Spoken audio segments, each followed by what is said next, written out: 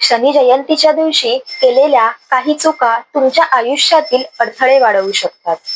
म्हणूनच खालील कामं चुकूनही करू नका. पहिली चूक, कोणाचाही अपमान करू नका, कारण शनिदेव हे कर्माचे देव आहेत. गरीब, वृद्ध किंवा प्राण्यांना त्रास दिल्यामुळे नकारात्मक ऊर्जा वाढीस लागू शकते.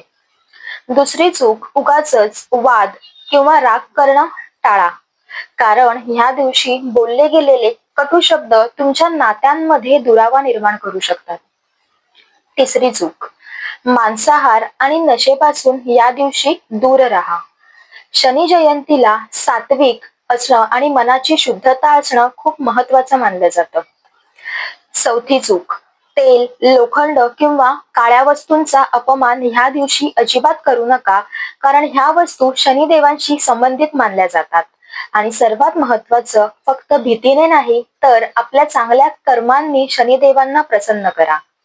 आज ओम शनेश्वराय नमः हा जप 11 वेळा नक्की म्हणा आणि हे रील आवडल्यास आपल्या प्रिय व्यक्तींसोबत नक्की शेअर करा. धन्यवाद.